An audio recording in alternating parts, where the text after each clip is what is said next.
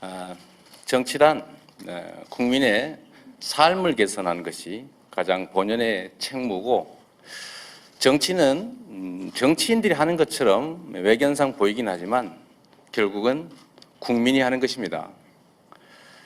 민심에 어긋나는 정치는 일시 성공하는 듯 보일 수 있지만 결국은 민심을 따라갈 수밖에 없다라는 점을 저는 확신합니다. 오늘 참석해 주신 우리 정대훈 위원장님 포함해서 도의원 여러분, 각별히 감사드립니다. 우리 사회가 겪고 있는 어려움도 있지만 거기에 더해서 전 세계적으로 사실 경제 상황이 매우 어렵습니다. 경제 상황이 어려운 제일 큰 이유는 역시 불공정함과 엄청난 격차 때문이다라고 저는 생각합니다. 역사적으로 보더라도 우리가 가진 자산과 기회들이 공평하게 배분될 때 그 나라는 흥했습니다. 그것이 어느 순간에 특정한 소수들이 과도한 욕심을 부리고 그걸 통제해야 될 국가 권력 또는 행정 기득권들이 그 불평등과 불공평에 편승해서 국민들 사이에 과도한 격차와 불공정이 형성이 되면 그 나라는 사실 망하거나 위기를 겪었습니다. 명백한 역사적 사실이죠.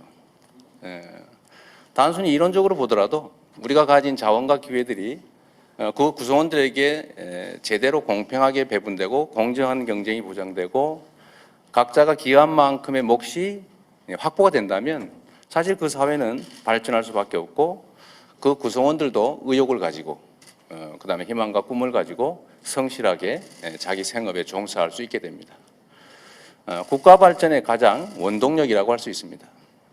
그러나 사람들이란 본질적으로 욕심이 있을 수밖에 없고 그 욕심을 통제하는, 즉 억강부약하는 것이 본질적 책무인 정부, 권력, 행정이 그 역할을 제대로 하지 못하면 결국은 급속하게 불평등과 격차, 불공정이 그 사회를 그야말로 붕괴하게 만드는 겁니다. 우리 모두가 알고 있는 사실이죠.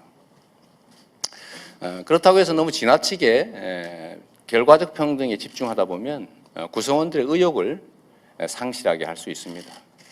그래서 공정한 기회, 공정한 경쟁 질서, 공정한 배분, 이것은 시대를 막론하고 또 지역을 막론하고 정말로 중요한 가치다라는 생각을 합니다. 대한민국에서는 그에 더해서 특별한 문제가 하나 더 있습니다. 희소한 국토 자원이 지나치게 특정 소수한테 집중이 되고 그것이 치부의 수단이 되면서 부동산 공화국 또는 불로소득 공화국으로 불려지기 시작했습니다. 초등학생들의 꿈이 과거에는 대통령 또는 파일럿, 과학자, 고고학자, 작가 이런 것이었다면 최근에는 조물주 위에 있는 건물주가 되는 것이 꿈이 되었다고 합니다. 이건 결국 뭘 말하냐면 내가 성실하게 노력해서 그 노력의 대가를 받는 것보다는 타인이 노력한 결과물을 부동산이라고 하는 특정한 희소한 수단을 통해서 부당하게 취하고 편히 좀 살자라는 것이겠죠.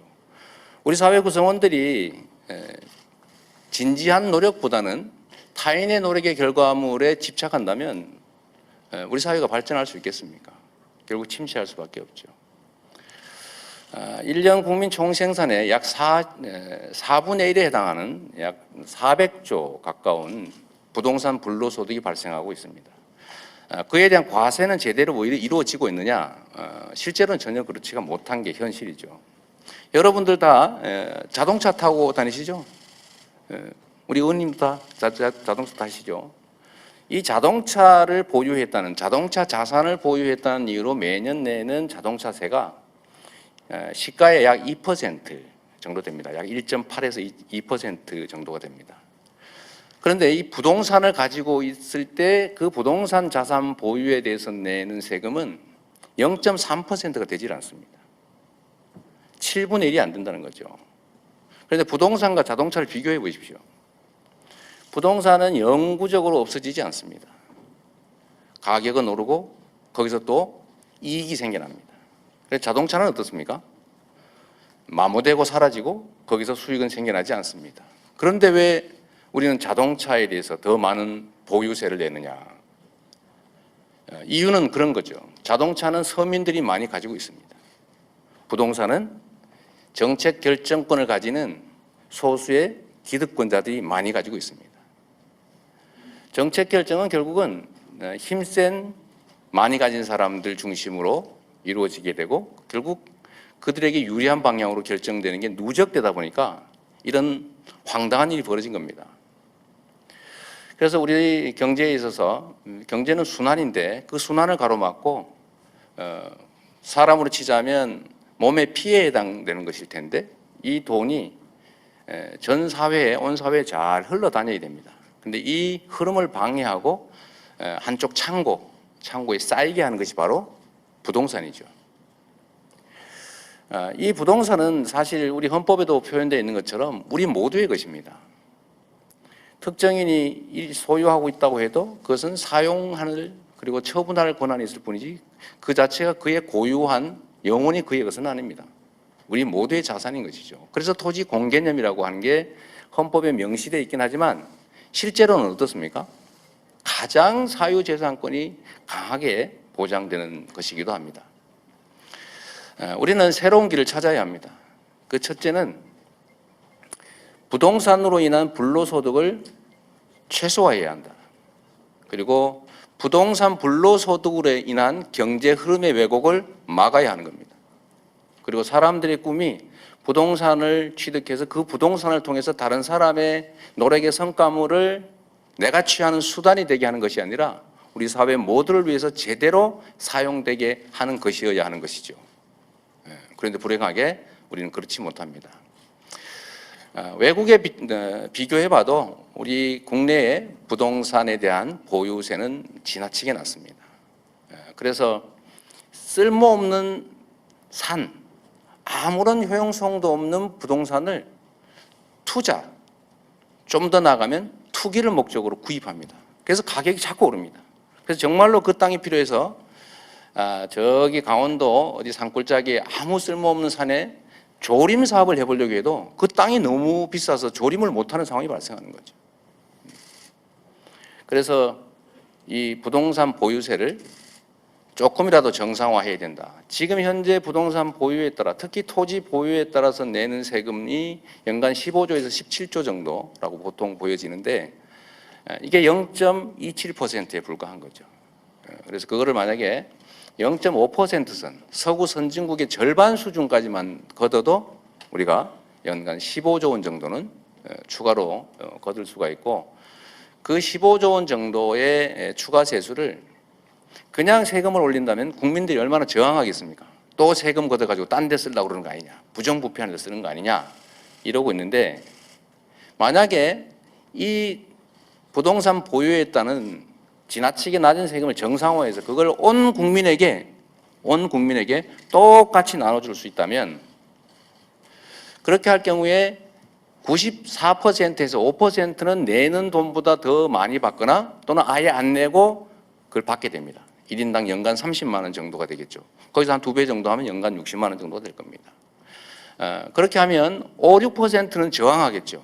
집을 500채 가지고 있는 사람, 무슨 대지를 2만 평 가지고 있는 사람, 몇억 평 가지고 있는 사람, 이런 사람들은 반대하겠지만 압도적 다수는 동의할 수밖에 없는 것이죠. 이 정책은 또 한 가지 측면에서 매우 중요한 시사점을 갖습니다. 앞으로 4차 산업혁명 시대가 도래하게 되는데 우리는 아무리 노력을 해도 새로운 일자리를 만들어도 노동시간을 단축하지 않는 한 이 실업 문제를 해결할 길이 없게 됩니다. 우리는 역사적으로 필요한 노동 총량이 상대적으로 계속 줄어왔기 때문에 이 문제를 우리는 노동시간 단축으로 해결해 왔던 겁니다. 이미 네덜란드 이런 데는 27시간, 주 27시간 노동을 추진하고 있지 않습니까? 그런데 이게 쉽지가 않습니다. 그리고 노동시간 단축만으로 이 문제를 해결할 수가 없습니다. 지나치게 과학기술이 발달하고 융합되기 때문에 이 기술과 아이디어만으로도 엄청난 이익을 그 특정한 소수가 취할 수 있는 거죠. 이 문제를 어떻게 해결할 것이냐. 과학기술은 융합된 그 기술은 그러면 그 사람 혼자만의 것이냐? 아니죠. 우리가 역사, 그 다음에 다른 사람들을 통해서 만들어진 것 아니겠습니까? 하다못해 한글을 가지고 어떤 사업을 해서 돈을 벌면 우리 세종대왕이 만들어서 우리 온 국민이 쓰고 있는 것이고 또 문화자산을 활용한 것이기도 하고 우리가 세금 내서 만들어 놓은 뭐 통신망 같은 인프라를 이용하지 않습니까? 그래서 최종 이익이 모두 그의 것은 아니다라고 생각할 수 있기 때문에 그 이익의 상당 부분을 공적으로 환수해서 우리 국민 모두에게 기본소득을 지급해야 한다라는 주장이 생겨나게 된 것이죠. 어쩌면 우리에게는 지금 좀 생소할지 모르지만 이 주장을 하는 사람들이 주로는 기술 융합을 통한 사업으로 엄청난 돈을 번 소위 실리콘밸리의 신흥 부자들이 그 주장을 한다는 것입니다. 매우 시사하는 바가 크지 않습니까? 이유는 뭐겠습니까? 이런 방식으로 너무 지나치게 부가 한쪽으로 집중되면 결국은 경제 시스템이 통째로 무너질 것이다. 우리 사회 체제 전체가 결국은 붕괴할 수밖에 없다는 위기의식에서 시작됐다고 봅니다. 그래서 우리는 좀 늦은 감이 있기도 한데 우리 사회의 기본소득이라고 하는 새로운 정책 의제를 우리 국민에게 던지고 그걸 공론화하고 그걸 받아들일 준비를 해야 합니다. 특히 우리나라처럼 불평등과 불공정, 격차가 심각한 사회는 더 그 필요성이 커지는 것이겠죠. 그래서 저는 우리 경기도가 추진하고 있는 기본소득형 국토보유세는 아주 복합적 정책 효과를 누릴 수 있는 정말로 획기적인 정책이라고 자부합니다. 지금 계속 확대되고 있는 자산 불평등 그 격차를 완화하지 못하더라도 그 격차의 확대를 조금이라도 줄여낼 수 있을 것이다. 두 번째는 노동을 하기보다는 일하기보다는 부동산을 통해서 타인의 노력의 성과물을 취하려는 이런 잘못된 사회의 풍토를 조금이나마 교정할 수 있을 것이다.